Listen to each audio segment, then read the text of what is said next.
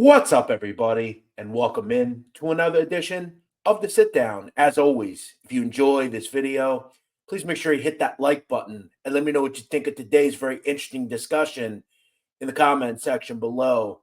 We're kicking off this channel again with another great video. And today, on a Saturday, if this video gets to 1,000 likes next week, I will give one lucky viewer and commenter a cash prize. So comment, hit that like button, support this show here on a Saturday. If you're new around here, you just haven't done it yet, or you're living on a rock and seeing this video for the first time, I don't know what you're waiting for. Hit that subscribe button below now so you never miss another sit down video. Also, if you're like me and you enjoy cigars, check out our signature sit down cigar available now from Pravada Cigar Club. It's that time of the year where temperatures are going to start warming up and spring will be here before we know it.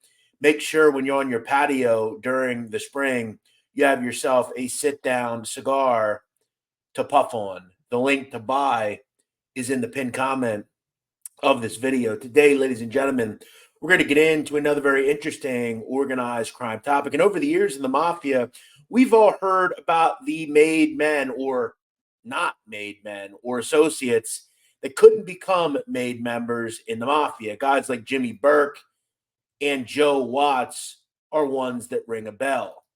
But what about ones that maybe we didn't hear of and maybe recognize, but we don't know a ton about? One guy that was photographed around John Gotti a lot was this guy, Norman DuPont. Who exactly is he? Today we're going to get into it. And the very sad and senseless reason he is serving life in federal prison. The story of the Ravenite Social Club and Norman DuPont. Next on the sit down. Norman DuPont was born in September of 1949 in New York City. He would grow up in Manhattan in and around Mulberry Street in Little Italy. Now, Norman DuPont's uncle actually lived at 247 Mulberry Street, the famous headquarters of the Ravenite Social Club seen here.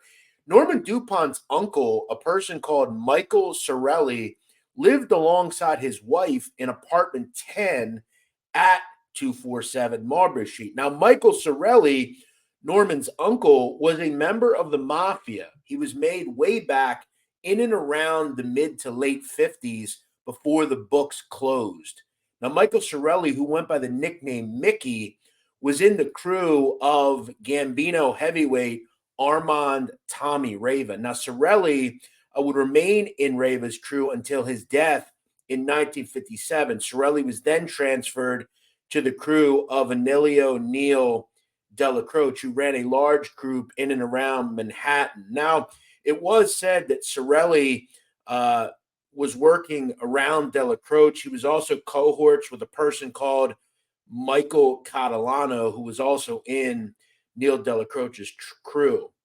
Other Cirelli associates include Anthony Tony West DeLutro, as well as Neil Delacroce's pal, Joe the Cat Lafort. Now, 6 degrees of separation would link Cirelli and Lafort together. As we know, Joe the Cat was the owner of this building in Little Italy at 247 Mulberry Street and owned the club called the Ravenite Social Club. Now, Norman DuPont was a teenager in and around the 60s running around Little Italy. He would get cigarettes and run errands for mobsters that moved around the Ravenite Social Club. We have to remember that the Ravenite had been passed down through Gambino leadership for years, and it went back to Carlo Gambino. For years, Neil Delacroce would run his operations out of there, and down the road, as we know, John Gotti would do the same.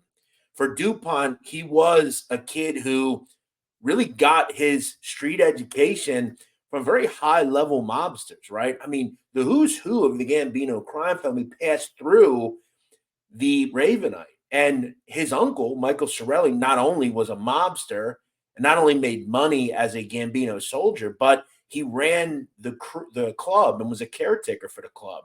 And he got a crash course, DuPont, on how to run that club, and then also learn about illegal enterprise through a lot of very powerful people. Now, DuPont would ultimately drop out of school, high school, in the late 60s and take to the streets. Again, he learned the mob rackets. He also would then take a job with the New York Department of Sanitation. However, he was maintaining fiscal interests in bookmaking, loan sharking, and extortion out of the Ravenite Social Club. By the mid 80s, as we know, John Gotti would take over the mafia as far as the Gambino crime family is concerned. And by 1988, Norman DuPont was the caretaker of the Ravenite Social Club. His uncle, Michael Cirelli, would die in 1988. By that point, he had passed the keys to his nephew, the man they call Stormin' Norman DuPont. Now, as I said, DuPont at this point is a regular. He is a mainstay, and he is the caretaker of the Ravenite. Now, what that entails is, he sweeps up, he takes packages and deliveries, he ferries messages, he makes coffee, he has fun playing in games, and as well, he hears a lot of really interesting things. You're not just some random guy moving around with John Gotti and people like that. People always use the word coffee boy as it's like a slap in the face. Norman DuPont was a guy who people trusted. He was loyal, and he was very much someone who belonged. He wasn't some like run of the mill guy. Now, down the road, DuPont would do something very stupid, but DuPont is also using the fact that he's around these people to make himself some nice revenue streams, including running a bookmaking operation, loan sharking, and extortion. It was also said that at one point, once Joe Brewster Delmonico took over Local 23 of the Mason Tenders Union, DuPont would shimmy his way into a no-show shop steward job and made himself more money there. So DuPont was doing okay. He had kids, he had a wife, and he lived out of an apartment on Monroe Street in Little Italy, or not in Little Italy, but in Manhattan. The one thing, though, that Norman DuPont had to deal with was an associate of his, a scam artist called Joseph Fabozzi. Now, I was unable to locate a photo of Fabozzi. However, it was said that he was a cohort of DuPont. And from what we would find out about Fabozzi, he was a person who was taking loans. He had debts that were being racked up with DuPont and members of the Gambino family. And DuPont was furious because this guy he vouched for, he owed him money, he owed everybody money, and he wasn't paying. Now, Fabozzi owned a car service in and around the East Village in Manhattan. And we'll get to the sad day of February 8th, 1990 in just a second. But remember what DuPont is seeing. In the mid to late 80s, the Ravenite Social Club was virtually the hub of the mafia in New York. Every day you are seeing high-level mobsters leaving. John Gotti is holding court there. People wanted to get wind of this. There was FBI agents. There were television cameras. This was the hub of at least the Gambino family in New York. One of the most viewed people in the country at that point was John Gotti. And we would then also see that mysterious guy behind Vinny Butch Correo and John Gotti there. Keep in mind, walking out as well is Gerald Shargell, Gotti's lawyer, as well as Tony Lee Guerreri in the back holding the door open. This is a big time for DuPont, though his life would start to unravel in and around February of 1990. As we know, that point, John Gotti beats the rap in the John O'Connor shooting. And this night, we obviously know that he threw a party. He had a fireworks display. On this evening in 1990, it was said that Norman DuPont would get drunk and party that night. Now, according to his wife, she would claim that, again, she had given birth to Norman's son 4 days after this sad thing would happen. She would claim that Gotti's acquittal was, quote, all over to the news. And it was the same evening that DuPont would arrive home about 9:15 p.m. and went to bed around midnight. Now, the federal government would tell a different story. According to the federal government, they would claim critical evidence that on the early morning hours of February 10th, 1990, Norman DuPont would announce to multiple people, including a person called Anthony Persichetti and a person called Guy Zappolo, that night his intention was to go to Joey Fabozzi's car service headquarters in and around East 11th Street in the East Village and, quote, according to them, send Fabozzi a message. And that's exactly what the government claims DuPont did. In and around the early morning hours, they claim Norman DuPont drove to the location with those two individuals. They would then state that DuPont furiously got out of his vehicle and shot the first person he saw multiple times. Sadly, though, it wasn't Joey Fabozzi. It was a innocent man who worked for Fabozzi, a dispatcher called Harmon Fuchs. DuPont was allegedly drunk and did what he had to do. Now, DuPont would then subsequently be arrested and would have to face the fact that he, in cold blood, killed an innocent person. Now, we can venture to believe that if he did this murder, which we'll find out he was convicted of, he was drunk, he went off cold cocked, and did something really stupid. This is senseless. This is something that probably didn't need to happen or didn't need to happen. And this guy just went nuts one night. It had really nothing to do with much of anything. He owed the guy money. That was it in terms of Fabozzi. And he didn't even end up killing Fabozzi. Now, what the federal government does is they jam Norman DuPont up on conspiracy to murder in aid of racketeering. So people ask, why did the feds pick this up? Well, they built a RICO on Norman DuPont and connected it to extortion and loan sharking, meaning it's a federal crime, and they linked this murder to that. In 1995, Norman DuPont would be found guilty of murder in the killing of Harmon Fuchs and be sentenced to life in prison.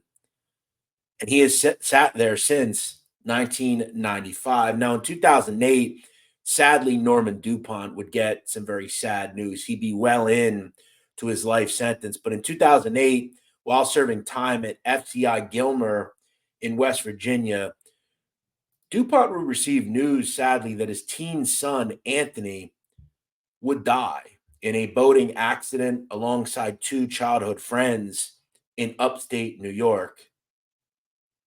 DuPont would obviously take the news very poorly, and the BOP would deny him funeral arrangements. DuPont wanted to go and see his son be buried, and I think this is one of the more ruthless things that the BOP does.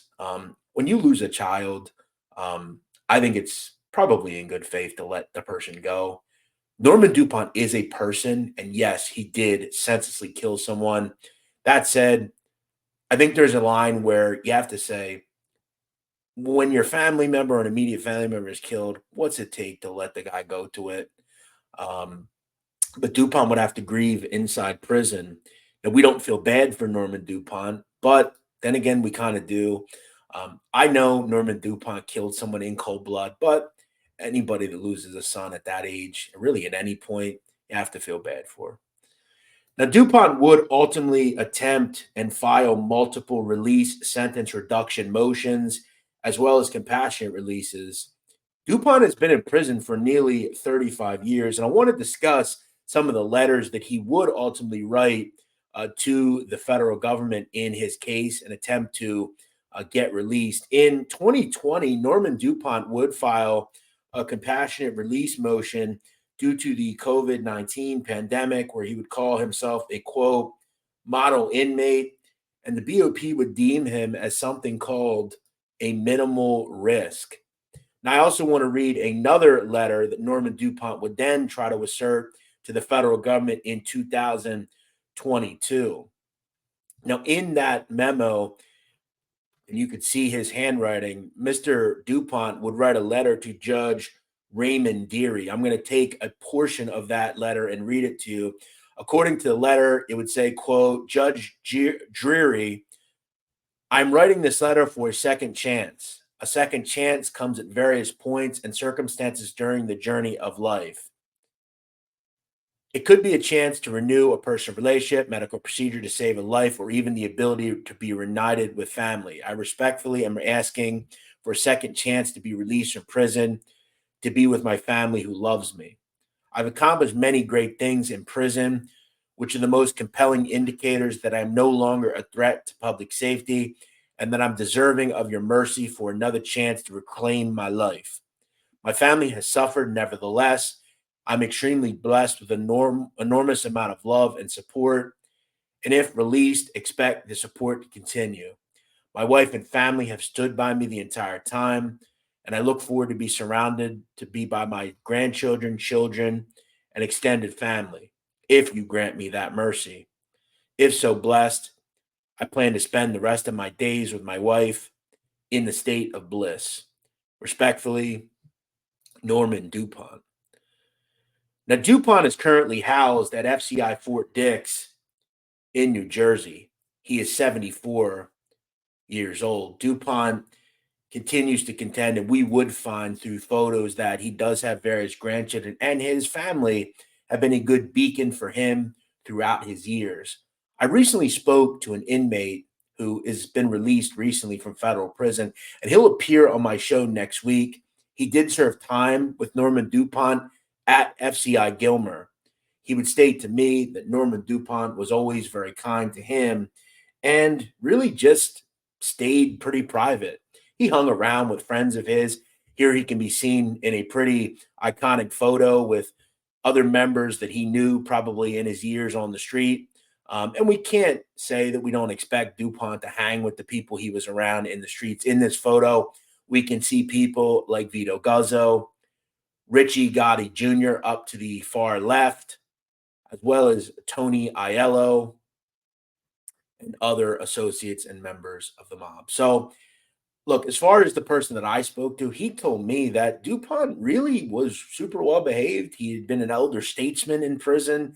I mean, he's been there nearly 35 years, though. He did tell me a very interesting story about DuPont when an inmate somewhat disrespected DuPont and called him essentially a coffee boy. But the guy that I spoke to said that he claimed he was John Gotti's coffee boy. It wasn't just some regular guy. And as I've said, we can clown DuPont for being a coffee boy, but in the end, look, there weren't just random citizens walking into the Ravenite. Norman had some sort of respect. And I think really we have to chalk up the very senseless murder of Harmon Fuchs as really just a night of drinking that went too far. I think looking back, Norman DuPont has to every day wish that he didn't go to East 11th Street that evening in 1990.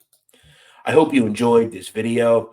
I am looking, and I'm sure that people will see this. I did a video a long time ago on DuPont. It was a very brief one, and I thought it was important to revisit this topic and include more info that I've recently found out about DuPont, as well as include some of his info about his life in prison. I will also add DuPont is 74, as I said, and he does suffer from all sorts of health ailments, including a lung issue. My guess is, though, he will never be released from federal prison. We know that the government very well doesn't contend that they'll ever release people like this. What is really sad, though, is it really just was a matter of years. We've seen Anthony Center and Joey Testa be released. I'm not saying that Norman DuPont isn't a murderer, but if those people can be released, can't DuPont? I guess that's the question. What do you think? Should Norman DuPont be released? Let me know what you think in the comments below. We'll see you next week here on The Sit Down.